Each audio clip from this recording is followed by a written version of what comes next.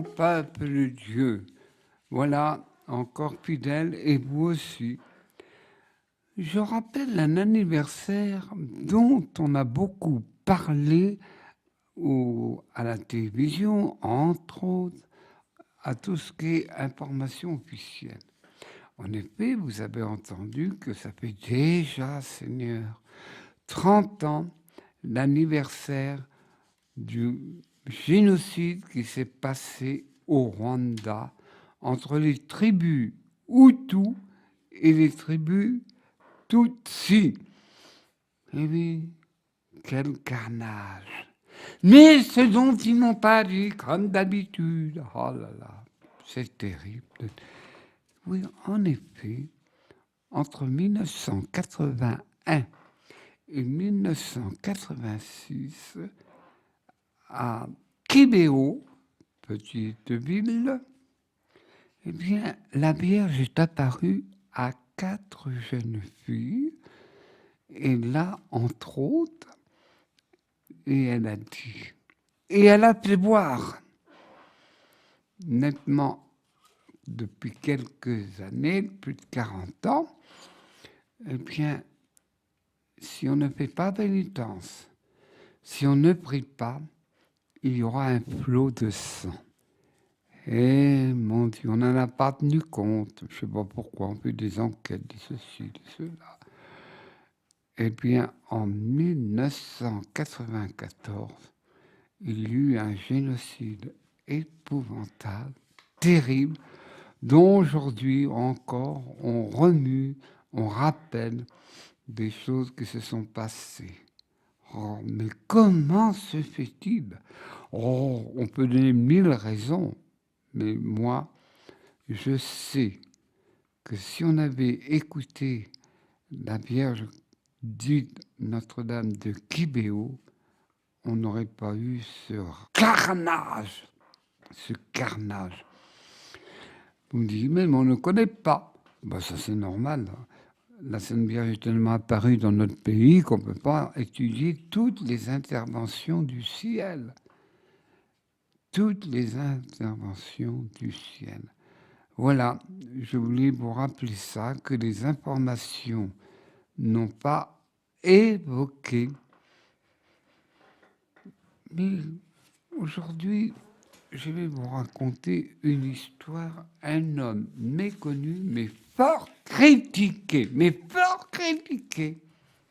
un saint espagnol, Escrivá de Belenguer, qui est né au début du siècle, au début du XXe siècle, et qui était rappelé à Dieu en 1975.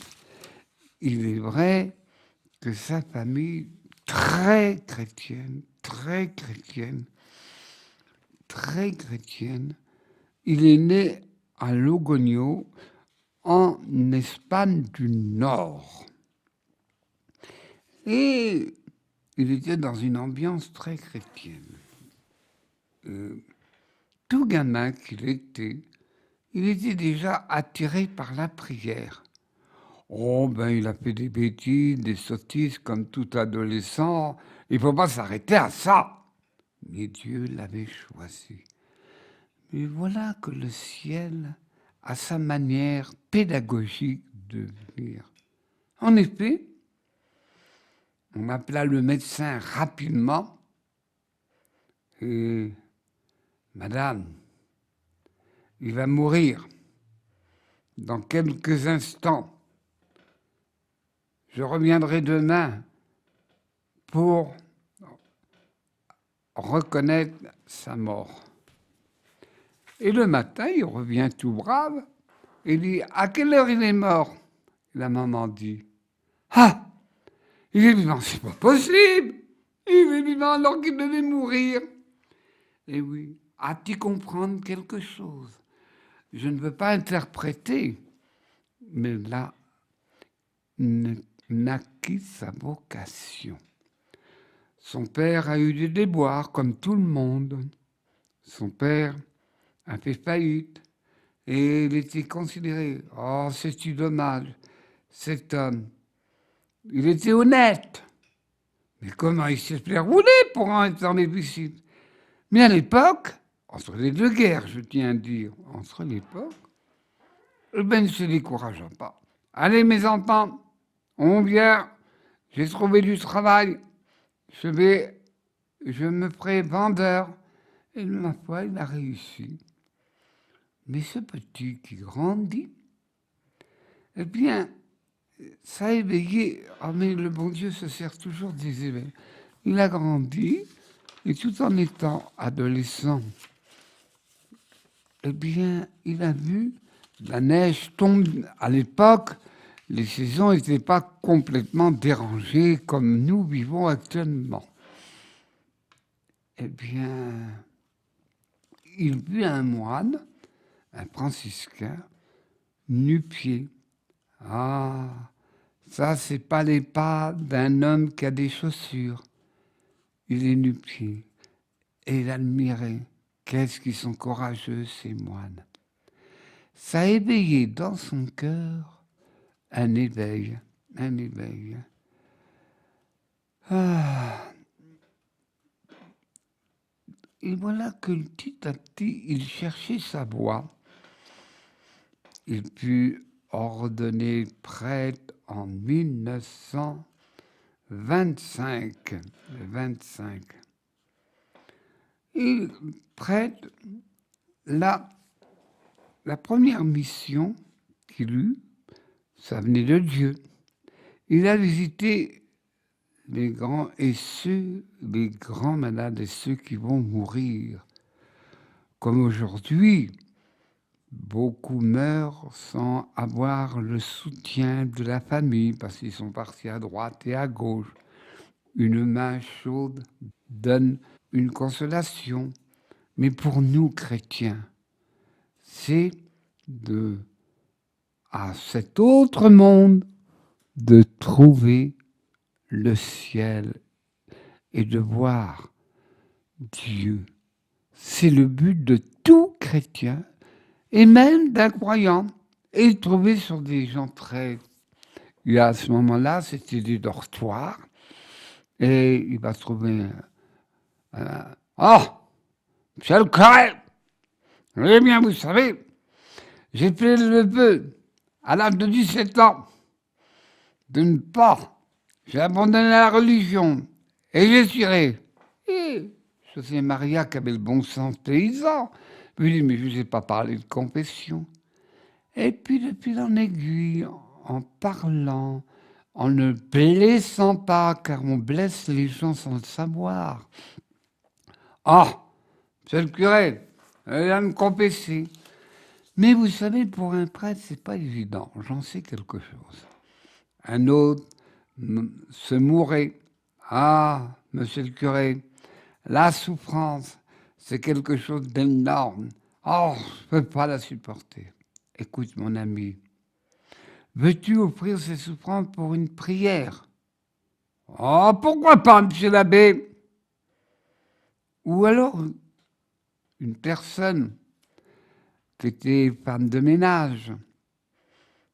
Et à l'époque, les femmes de ménage étaient considérées des bonnes à tout faire et pas intelligentes, mais elles savaient travailler. Dis, petite, tu prieras tous les jours pour moi. Oh oui, monsieur le curé. C'était Jean-Marie Escrivá. Je dis en Jean-Maria Espina. Et alors, petit à petit, a découvert cette chose. Il n'est pas nécessaire d'être prêtre pour atteindre la plénitude. Atteindre la plénitude de la vie chrétienne, c'est-à-dire d'être saint. Oui, ça mûrit dans son cœur, car longtemps, à travers les siècles, on croyait que pour être saint, il fallait être prêtre par les religieux. C'est vrai, c'est vrai, c'est vrai, et c'est vrai. Il a dit, tous sont appelés à devenir des saints, sans s'éloigner du monde de leur métier respectif, le ramoneur, le médecin, le paysan, l'avocat, l'architecte. On est saint dans le travail que nous faisons. Et il est écrit dans la Bible, dans la Genèse, que nous avons tendance à oublier. C'est une crise de notre civilisation. Tout homme a la vocation du travail. Mais attention, nous sommes tellement déformés. Le travail, c'est la corvée. Le travail, on l'aime pas. J'ai aimé parce qu'il faut bien gagner la vie. C'est ma femme. C'est moi à nourrir. Le travail a le sens tel que l'origine nous a appris dans la Genèse et aussi à travers la Sainte Famille, la dignité du travail. Et lui, José Maria, s'avait bien rendu compte que le chômage est contraire à la dignité de l'homme. Et même le pape Jean-Paul II avait dit cette chose. Ah, qu'est-ce qu'il a encore dit, ce pape? Il cause beaucoup. Il a dit cette parole. L'assistanat n'est pas bon. Bien sûr, il faut aider. Sûr.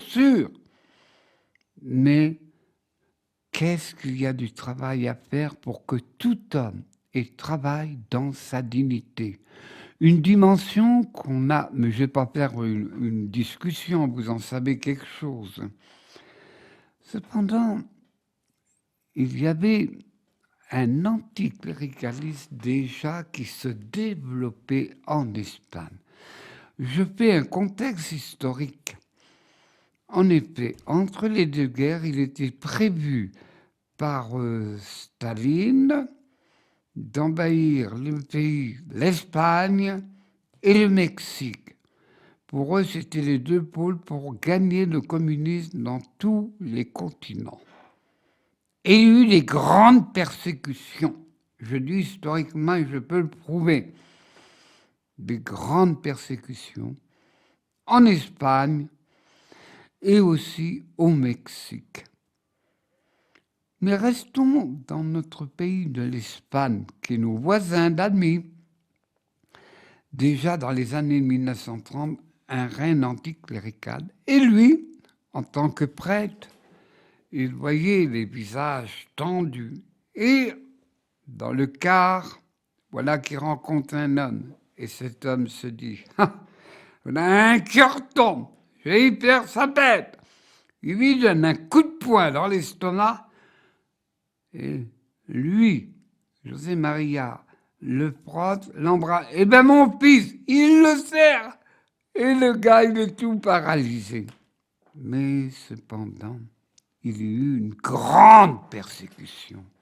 Ça avait commencé à Tolède, l'ancienne capitale royale de l'Espagne. Et là, on tuait les gens à l'arme blanche. Et José Maria a tout fait pour éviter, car attention, on n'est pas persécuté, on n'est pas témoin, on dit ben, je vais me faire tuer. Non, il faut, quand c'est l'heure, on ne va pas mourir pour mourir, c'est complètement idiot. Et là, tantôt il s'habille en prêtre, comme les prêtres à l'époque étaient habillés d'une soutane. Tantôt il était habillé en sibylle. Il dut se réfugier dans les greniers. Et les gens qui abritaient ces curtons, comme on disait à l'époque, risquaient leur vie. Et même une fois dans un grenier, ils étaient plusieurs jours dans un grenier où on étouffait, où il n'y avait pas de lucarne, mais rien. Et lui a un cul au ventre, j'ai soif. Bon, je vous donne à boire, mais dépêchez-vous de partir. Mais voilà qui viennent. Vous savez, dans toute grande persécution, ça s'est passé pendant la Deuxième Guerre mondiale. Ceux qui sont ennemis de l'Église, ils ont le sixième sens. Ça, c'est un catholique. On le sent. Eh bien, eux. Mais, visiter les grands-mères. Et bien sûr, à l'époque, il n'y avait pas de téléphone. On ne peut plus rien faire sans téléphone maintenant. Et un petit mot. Monsieur le curé, pouvez-vous aller à telle rue? Monsieur le curé, vous pouvez à l'autre. Monsieur le curé, il y en a un qui est malade, il y en a un qui est mourant. Et il faisait ça à pied, souvent, chercher le chemin.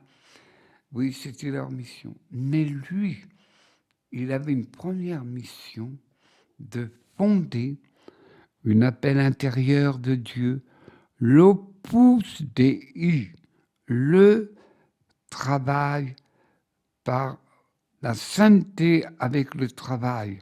Et lui, il avait fondé ça. Et ce qui est formidable, c'est qu'il eut beaucoup de jeunes gens qui étaient des cadres, des ouvriers, surtout parmi les étudiants des universités.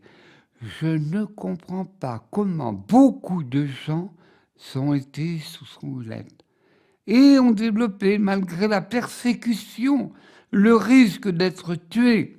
D'ailleurs, José Maria, avec ses compagnons, un jour, il sort d'une église. « Hé les gars, c'est un curé, c'est les curtons !» Et c'était pas qu'un bout de bois, c'était avec des outils, des barres de fer et tout. Ils en sont sortis. Et aussi, il a eu cette épreuve, comme tout grand fondateur. Eh bien, ses premiers disciples moururent, soit d'une mort, soit d'être persécutés. Mais il dit, tel que notre divin maître, on ne commence jamais par un succès. Toujours, c'est la pédagogie de Dieu, les petites choses avant. Mais ça s'est développé. Il est vrai que c'était un meneur. Et même quand il y a eu la grande persécution, ce qu'on appelait et ce qu'on appelle aujourd'hui la guerre civile d'Espagne, je n'entrerai pas dans les détails historiques, je vais me faire arracher les cheveux. Lui, il disait, je suis prêtre, j'enseigne Jésus, je ne m'occupe pas des partisans de politique ou autres. Aussi, à ces jeunes gens des universités, il leur dit, il faut une bonne formation chrétienne, autrement vous parlez dans le vide. Et aussi, ils étaient 3. Après, ça grandit. 300 000. Et il disait dans son œuvre,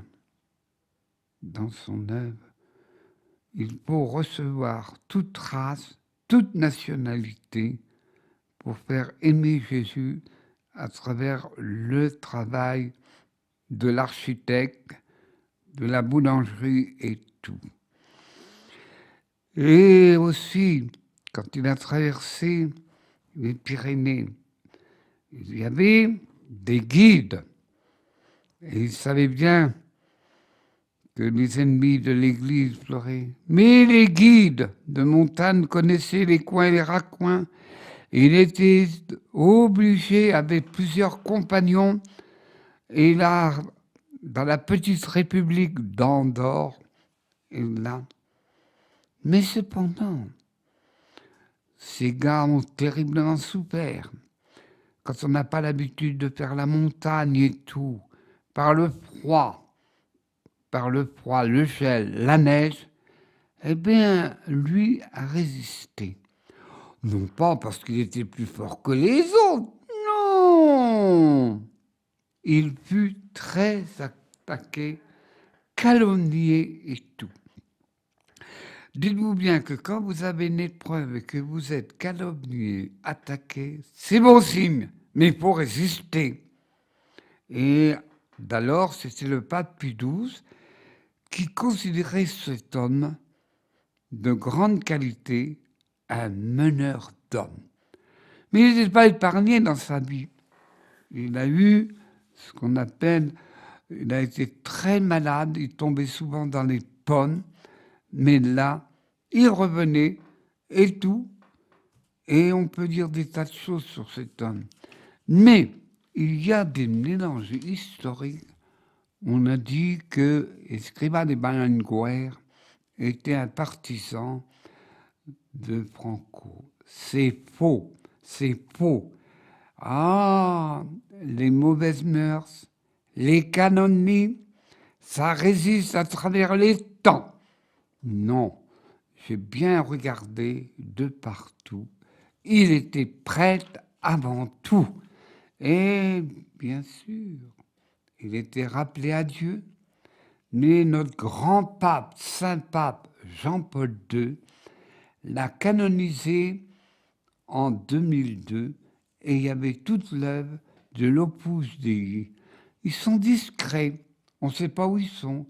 Dans certaines villes de France, ils sont plus nombreux en Espagne et aussi dans l'Amérique du Sud.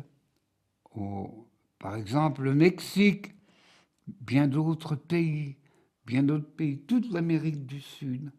Ils ne font pas de bruit, mais c'est leur mission. Voilà encore un grand témoin de Jésus, José Maria Escrivá de Balaguer. Bon peuple de Dieu, vous allez vous dire, oh mais il est inconnu, oh, mais je suis d'accord avec vous, mais combien vous avez dû saisir qu'il était prêtre et prêtre seulement. Voilà, bon peuple de Dieu, merci de nous avoir écoutés, merci.